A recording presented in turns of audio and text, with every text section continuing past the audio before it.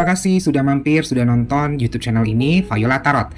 Thank you ya teman-teman yang udah kasih ide lewat DM Instagram ataupun kontak WhatsApp ataupun Telegram yang ngasih tahu ide-ide masukan supaya kita bikin tema atau topik apa ya. Thank you ya. Makanya kali ini kita wujudin nih dari teman-teman yang menanyakan ya tentang apa sih hubungannya tarot dengan zodiak. Well, sebenarnya ya yang seperti sudah dijawab sudah saya jawab lewat media sosial dan kontak bahwa memang ada banget kaitannya antara tarot dengan zodiak, ya kan? Kaitannya apa? Oke, nanti kita akan kasih tahu ya. Yang jelas dari 12 rasi bintang tersebut pasti dong kalian yang pada nonton juga pada tahu bahwa kalian pasti punya satu bintang sesuai dengan bulan kelahiran kalian, tanggal bulan kelahiran kalian ya. Yang jelas nanti tolong diikutin supaya kita kasih tahu bintang kamu itu apa sih keterkaitannya dengan tarot ya, kartu mana sih yang terhubung dengan zodiak kamu ya. Nanti juga setelah kita reveal satu-satu, kita akan kasih setiap rasi bintang, kita kasih readingan satu kartu ya, sesuai dengan temanya pick a tarot card ya. Jadi setelah kita explain bahwa zodiak kamu itu terhubung dengan satu kartu tarot khusus tertentu di di tarot deck ini, kita akan langsung shuffle kartu, kita kasih kamu bonus satu untuk kita reading ya. Readingnya itu bisa jadi sebuah pesan yang berisi tentang saran, advice atau peringatan, warning, atau mungkin ingin ngasih tahu kabar bahagia buat kamu ya kan, atau mungkin akan dikasih sesuatu rambu-rambu atau wanti-wanti supaya kamu kedepannya lebih aware, lebih hati-hati ya kan, terkait dengan segala macam aspek ya. Jadi kita nggak tahu nih nanti pas kita shuffle kartunya keluar apa, message apa ya, yang jelas sesuai dengan intuisi yang saya dapetin, nanti kita akan kasih tahu kamu ya, free no charge buat kalian. So kalian tunggu kalian tunggu aja zodiak kamu tuh keluar di time yang mana. Oke, kita langsung ke zodiak pertama. Apa ya kira-kira zodiak yang pertama? Stay tune.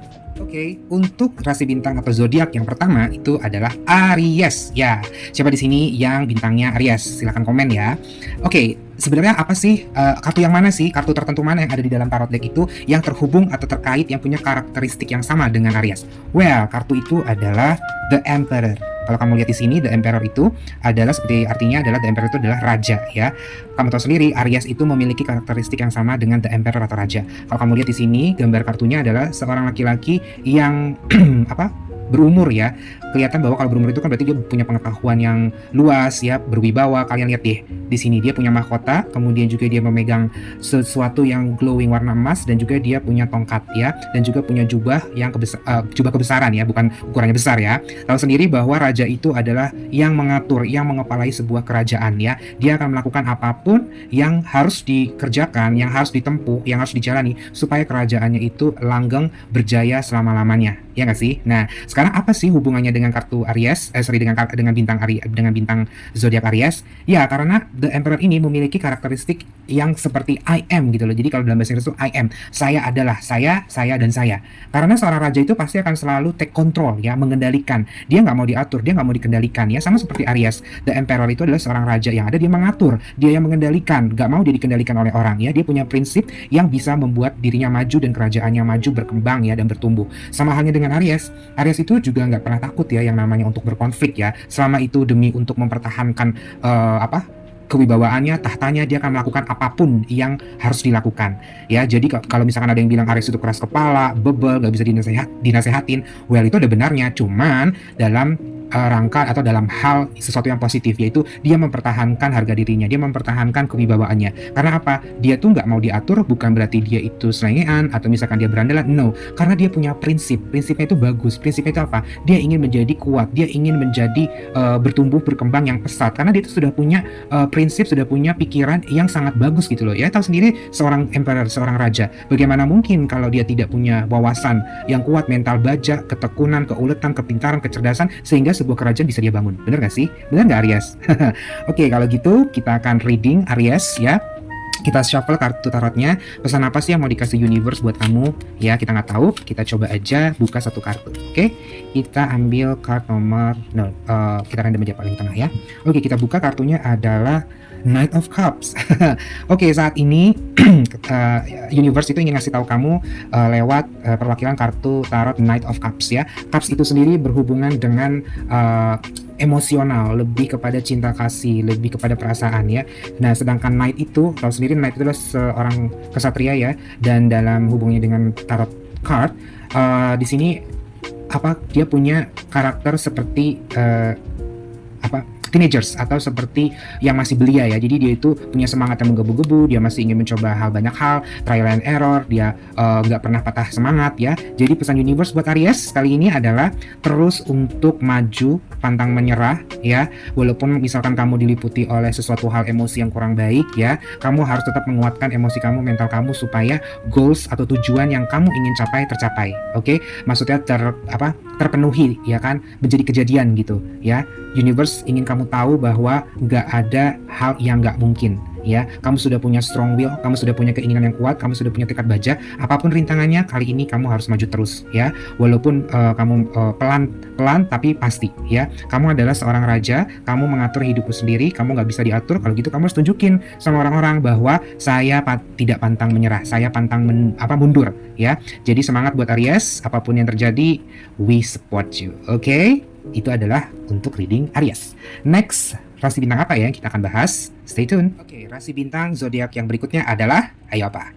Iya, benar. Leo. Oke, Leo di dalam kartu tarot dilambangkan atau diwakili dengan kartu The Strength atau Strength aja sih nggak pakai the-nya ya. Kalau kamu lihat di sini ada seorang perempuan ya yang segitu polosnya ya. Ya memang dia naked ya atau nude ya.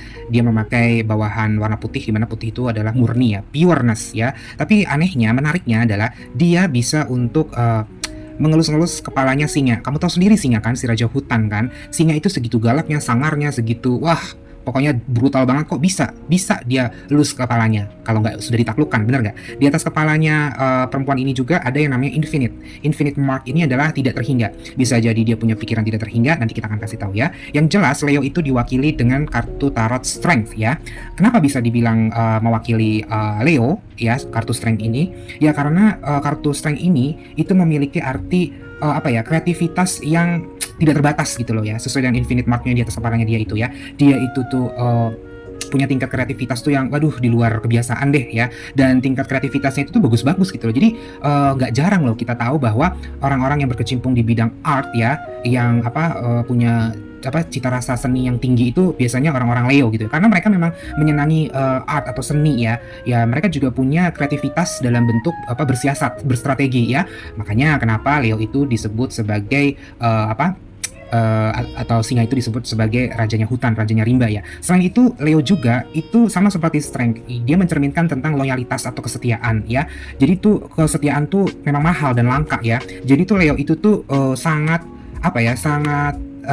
terwakili dengan Strength ini ya. Kekuatannya dia itu membuat dirinya tuh sangat resisten dengan yang namanya sesuatu hal yang perselingkuhan atau misalkan keluar jalur, tidak sesuai dengan komitmen. Itu bukan Leo banget, bukan Strength banget ya. Jadi Leo itu menjunjung tinggi yang namanya sebuah komitmen, sebuah kesetiaan, loyalty ya. Dan juga selain itu juga Leo itu juga mencerminkan ya kemampuan untuk menjadi dirinya sendiri, sama seperti Strength. Kenapa si singa ini itu tunduk sama si perempuan ini? Ya karena dia menjadi dirinya sendiri, menjadi seseorang yang murni, yang punya niat yang tulus ya, yang baik, yang tidak mau dikotori dengan hal-hal yang negatif ya. Makanya seorang raja rimba, seekor raja rimba, seekor raja hutan itu sampai bertekuk lutut ya terhadap The Strength ini. Ya sama dengan Leo. Leo itu tuh punya kemampuan yang bisa dibilang tuh ya, this is me, this is my truly me.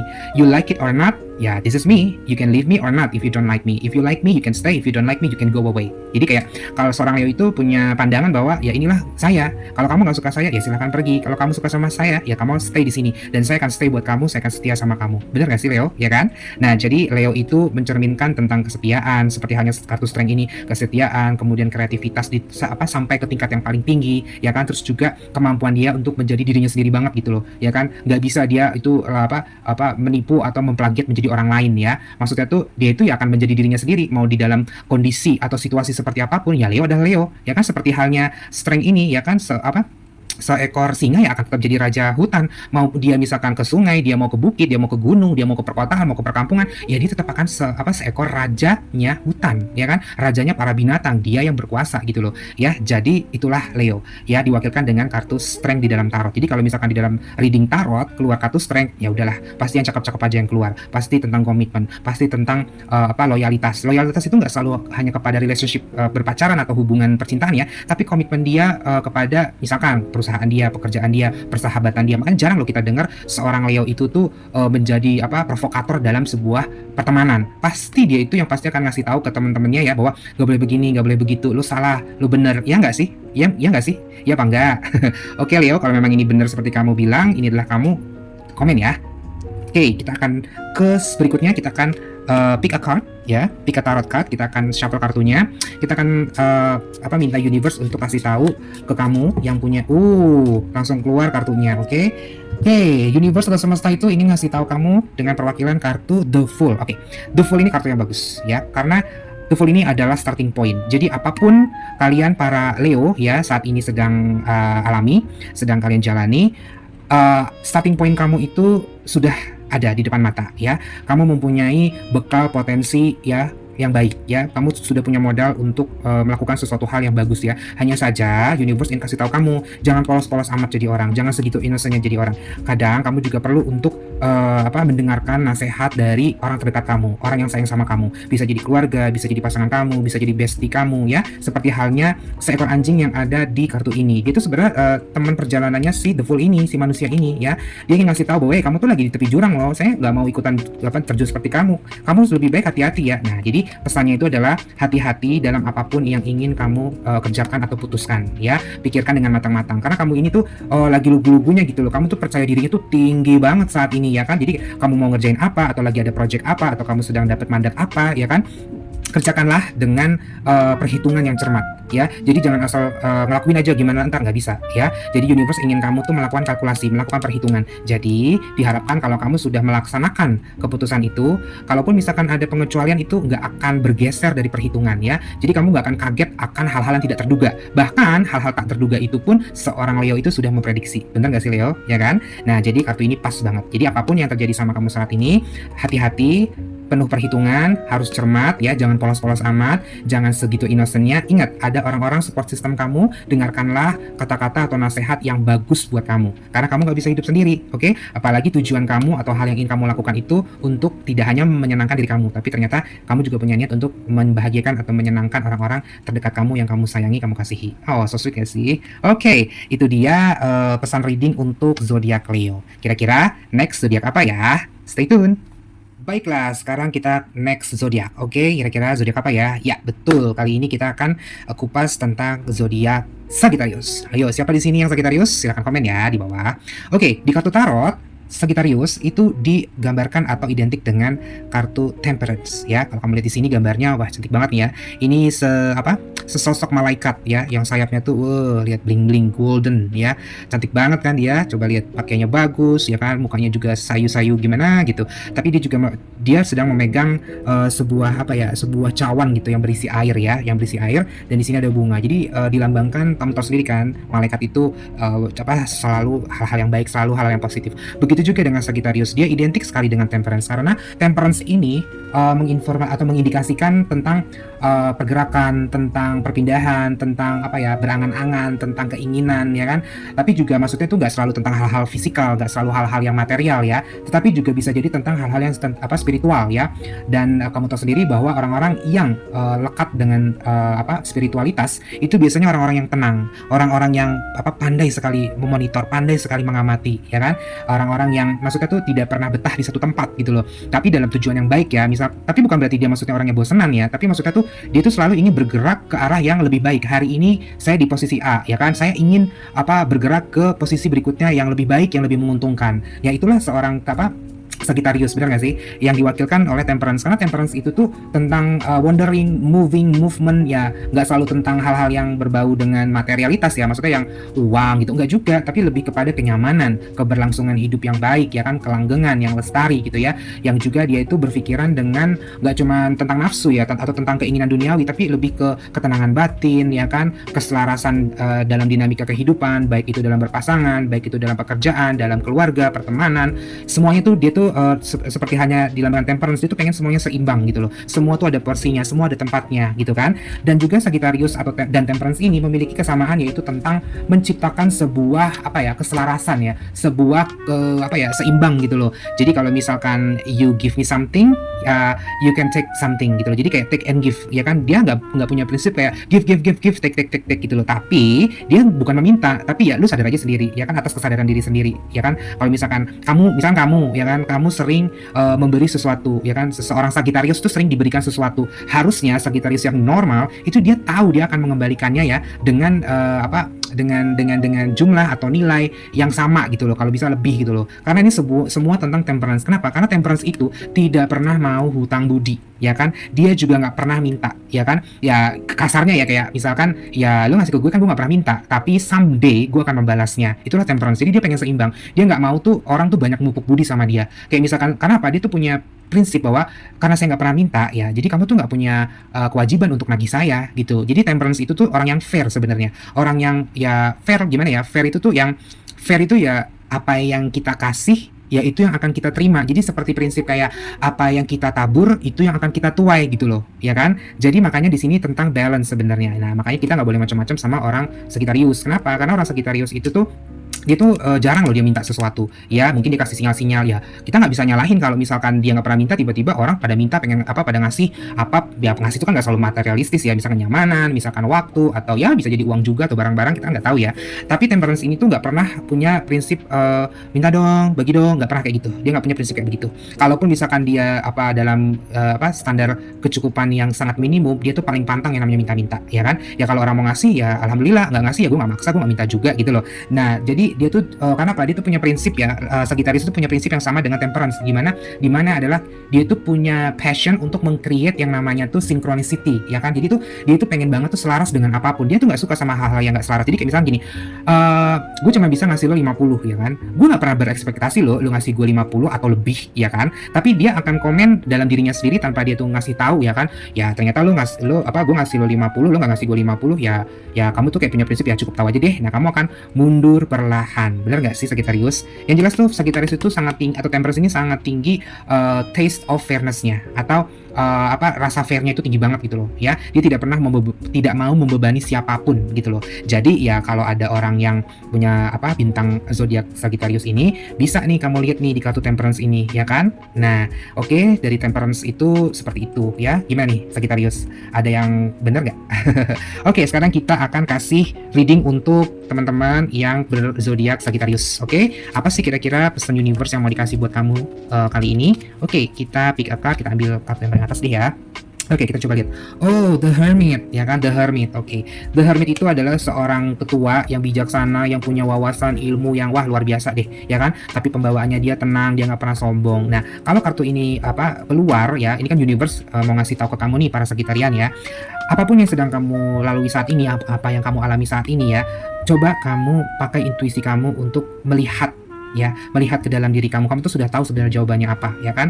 Apapun yang terjadi sekarang itu kamu sudah tahu jalan keluarnya, karena kamu ngerasain banget gitu loh kejadian-kejadian belakangan ini yang terjadi sama kamu, yang menimpa kamu ya. Apapun aspeknya, mau dari percintaan, keluarga, pertemanan, kantor, relationship kamu dengan siapapun lah ya, atau dengan diri kamu sendiri ya. Kamu harus dengan bijaksana untuk mengatakan kepada diri kamu sendiri bahwa aku harus bijaksana nih, saya harus bijaksana ya kan. Karena saya nggak boleh terlalu diburu nafsu, saya nggak boleh dikendalikan oleh emosi ya kan. Kamu harus tenang ya, kamu apapun ya ini tuh kayak prinsip letting go lah, biarkanlah ya kan, lepaskanlah gitu kan. Karena apa, kamu tuh kalau kamu lihat nih di gambar ini, dia tuh ada di tepi jurang, tapi si tetua ini ya, orang bijaksana ini memegang lentera. Jadi apa, dia tuh sudah punya lentera, dia tuh tahu ya kan, karena dia punya lentera itu kan bisa sesuatu hal kebijaksanaan, ilmu, wawasan yang luas ya, ketenangan batin ya kan. Jadi dia tuh berhenti saat dia berjalan, dia tahu nih dia ada di tepi jurang ya kan. Jadi nggak seperti the fool itu perlu dikasih tahu ya kan. Nah the fool juga tuh ignorance, nggak memperdulikan, kecenderungannya tuh nggak peduli ya kan sama siapapun yang mau ngasih tahu. Tapi the hermit ini enggak, dia tahu, dia nyari tahu sendiri ya kan. Dia punya masalah, dia nyari tahu sebab muasalnya dari mana dan akan kemana, akan bagaimana ke depannya. Makanya dia punya lentera ini, dia mencari tahu sendiri, oh ternyata begini, oh ternyata begini.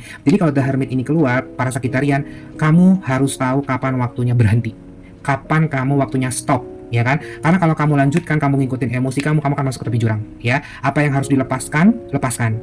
Apa yang harus kamu perjuangkan, kamu perjuangkan. Karena kamu yang tahu, ya. Kamu tuh nyari tahu sendiri, kamu tuh nggak ada yang mendikte kamu. Kamu bener-bener punya inisiatif tinggi mencari tahu. Jadi para Sagitarian, tenangkan diri kamu, ya kan, jangan kebawa emosi, jangan mau kamu dikendalikan atau diperbudak oleh emosi, ya kan. Apapun yang terjadi sekarang, tenang, kontrol diri kamu, ya. Mungkin kamu sekarang diliputi oleh hal-hal yang meresahkan atau bikin kamu nggak tenang, atau kamu emosi, atau bikin kamu gerusak-gerusuk, atau kamu pokoknya kamu tuh jadi nggak bisa nggak bisa diem gitu kan. Nah, dengan keluarnya kartu The Hermit ini, bijak-bijaklah, ya, tenangkan diri kamu, jangan pakai ngikutin perasaan melulu. Apa yang memang harus dilepaskan, lepaskan.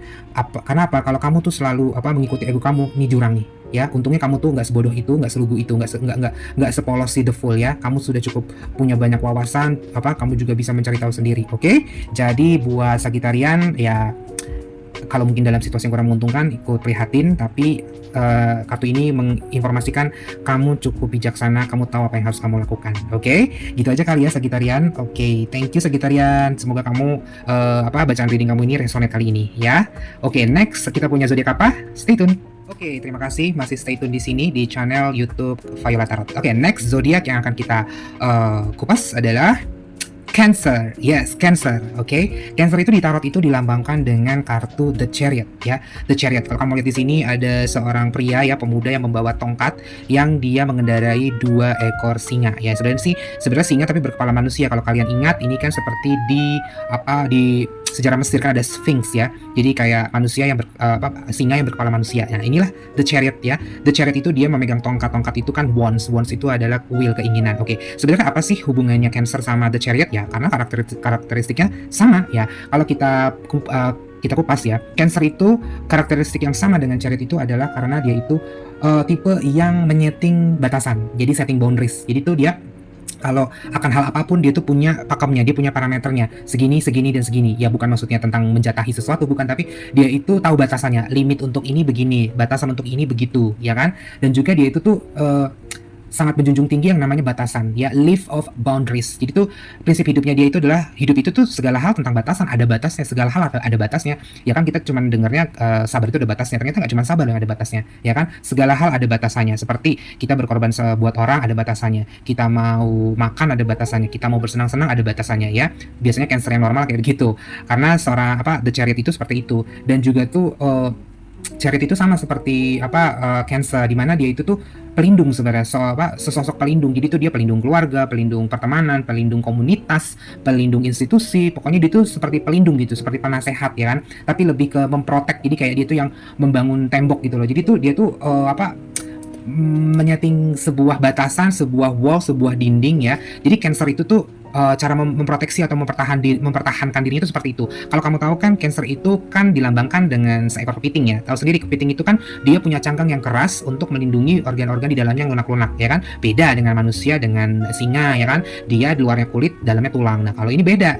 Kalau Cancer itu justru di luar itu kelihatan. Jadi orang tuh tahu, ya, bahwa kalau Cancer itu udah pada saat kita berhubungan sama dia udah setting wall. Dia sudah membangun, jadi orang tuh tahu kalau kita berhubungan sama seorang Cancer itu punya batasan. Cancer itu punya dinding yang kelihatan banget gitu loh. Jadi kayak nggak bisa kita tuh nyebrangin temboknya dia, batasan dia itu sembarangan aja gitu loh. Ya, itulah seorang Cancer, itulah The Chariot, ya kan. Jadi The Chariot itu dilambangkan dengan rasi zodiak Cancer. Jadi kalau misalkan dalam reading keluar The Chariot, ya udahlah, ini tentang keteguhan memproteksi, keteguhan untuk melindungi, ya kan, karena jiwa untuk melindungi itu tinggi, sama seperti seorang Cancer, ya kan, ya nggak sih Cancer? Kalau iya komen, ya, kalau enggak komen juga, ya kan, di bawah.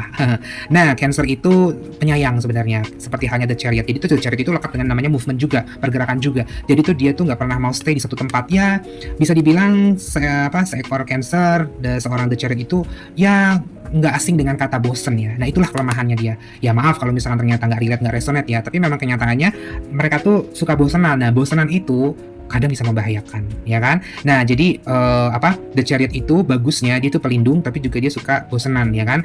Ya, entah karena dia punya kegiatan atau punya monoton, ya kan, punya hal-hal yang selalu singular aja, selalu monoton aja, ya. Memang kalau protektor itu seperti itu. Protektor itu ya biasanya tuh selalu bersisi dengan sebuah ketidakmajemukan atau singularity gitu loh, kayak maksudnya monoton gitu, yang ya apa, kayak kacamata kuda gitu aja. Karena seorang pelindung itu ya dia nggak mau tahu apapun yang terjadi gue harus melindungin. Yang lindungin itu kan nggak harus melindungin apa orang lainnya, melindungi dirinya sendiri, melindungi hartanya, melindungi harga dirinya. Ya karena dia punya jiwa pelindung, ya apapun pergerakan dinamika apapun yang terjadi ya di keadaan di situasi apapun, dia akan punya SOP atau dia punya prinsip yang ya begitu-begitu aja gitu loh. Pokoknya begini aja, pokoknya begini aja. Aduh, gue nggak bisa deh kalau misalkan begitu deh gitu. Jadi bukannya dia itu maksudnya nggak mau mendengarkan orang lain, tidak, tapi karena dia tuh punya jiwa pelindung ya. Maksudnya jiwa pelindung tuh dia akan melindungi apapun yang dia punya, yang dia miliki dengan batasan-batasan atau wall atau tembok itu. Jadi relate ya. Maksudnya tuh dia melindungi karena dari awal tuh orang udah lihat bahwa dia udah setting boundaries nih. Dia udah ngasih batasan nih.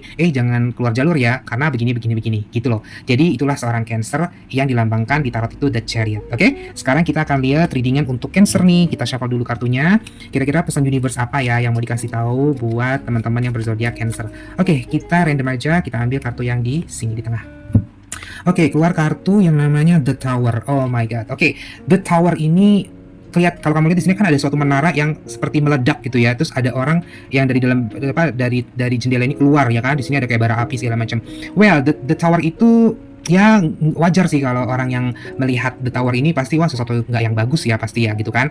Well, sebenarnya ada benarnya. Jadi tuh The Tower ini adalah seperti semacam ada bencana gitu ya, ada sesuatu hal ketidakberuntungan gitu ya. Jadi kayak misalkan apa yang sudah kamu bangun gitu kan kok hancur gitu kan. Udah gitu kan ini kan hancurnya dari atas kan. Jadi jeder aja gitu kan, dan pada berkeluaran gitu loh. Bahkan di kartu lain tuh towernya itu tuh benar-benar hancur lebur gitu, pecah meledak gitu kan. Nah, ini universe atau semesta ini ingin ngasih tahu ke kamu bahwa ada permulaan, ada pengakhiran ya, ada awal, ada akhir. Jadi kalau misalkan saat ini teman-teman Cancer sedang mengalami sesuatu hal yang menyakitkan atau yang kamu sudah bangun sesuatu terus hancur gitu kan, ya ikut prihatin ya. Tapi kartu ini bukan kartu yang jelek-jelek amat, enggak ya. Karena apa? Di dalam di dalam The Tower ini itu dia mengasih tahu bahwa setiap kematian pasti ada kelahiran, setiap kehancuran pasti ada pembangunan atau rebuild ya, ada rebirth ya. Hanya saja nih yang lagi kencang banget itu kejadian saat ini adalah sesuatu hal yang benar-benar jeder aja, yang aduh hancur berkeping-keping lah semuanya ini gitu kan. Ya kalau kamu misalkan lagi grieving atau berduka, lagi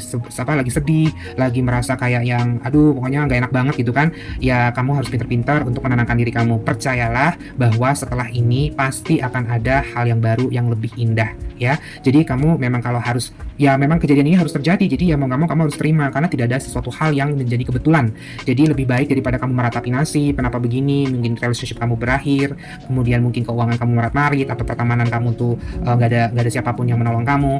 Ya memang ini harus kamu alami dan nggak mungkin semesta ini memberikan hal tersebut tanpa ada hikmahnya ya. Hikmahnya adalah kamu jadi harus tahu nih niat awal kamu tuh sebenarnya apa. Apakah baik, setengah baik, atau kurang baik ya kan? Ya mudah-mudahan tidak baik, jangan tidak baik ya. Nah ini sebenarnya waktu kamu untuk merenungkan apa sih yang salah, apa yang sebenarnya sudah benar. Tapi mungkin ya bisa jadi ada kesalahan dari diri kamu, atau mungkin juga kamu mungkin ada salah kalkulasi, atau kamu punya pengharapan yang berlebihan, atau kamu memaksakan sesuatu hal yang sebenarnya bukan timingnya atau bukan buat kamu, tapi mungkin ya bukannya ini jadi mendiskreditkan atau memojokkan kalian ya para Cancer, tapi The Tower ini bilang bahwa yang sudah ambruk ya sudah ya kan, akan ada masanya itu akan kembali lagi mungkin dengan cerita baru atau dengan versi yang baru ya. Jadi di sini perlu kamu untuk ikhlas, belajar untuk mengikhlaskan ya, karena setelah ini hancur, bangunan ini hancur, there is another day, there always be tomorrow, akan selalu ada hari esok. Cuman tolong kamu untuk introspeksi diri kamu, karena kalau The Tower ini keluar biasanya tuh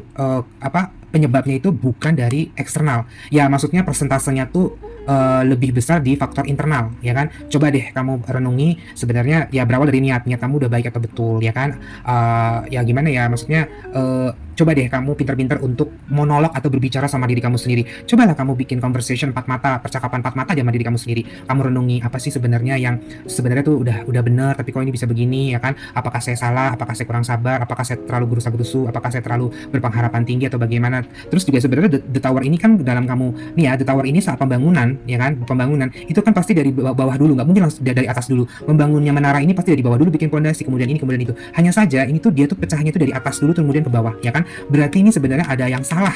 Ada yang salah dalam pembangunan, dalam membangun menara ini. Coba ya kan dipikir-pikir ya kan. Coba apa yang sudah salah ini bukan nyalahin kamu ya, tapi dengan kamu menyadari, mengetahui, bisa mengidentifikasi salahnya di mana, untuk the next-nya itu kamu bisa memperbaiki. Ya, bisa jadi kamu kan tower ini walaupun pecah kan bisa kamu bangun lagi. Maksudnya di menara yang sama bisa kamu bangun lagi, atau ini biarkan hancur, kamu bikin menara lagi di tempat yang baru, di tanah yang baru, ya nggak sih? Ya kan? Nah, jadi buat para Cancer saat ini semangat terus ya, lebih mendekatkan diri kepada Tuhan, lebih menyayangi diri kamu sendiri, dan coba deh tanya diri kamu sendiri ya kan, bagaimana sebenarnya hal yang terjadi. Jadi supaya kamu tuh jangan blind dan jangan buta ya kan. Coba deh jernihkan pikiran kamu, sejukkan hati kamu, supaya kamu tuh tahu bahwa ini yang salah, ini yang perlu diperbaiki. Oh, hikmahnya ternyata seperti ini. Oke, itu aja kali ya Cancer ya. Oke, untuk Cancer seperti itu. Nextnya kita akan ngupas dan reading zodiak apa ya. Oke, stay tune terus. Oke, thank you.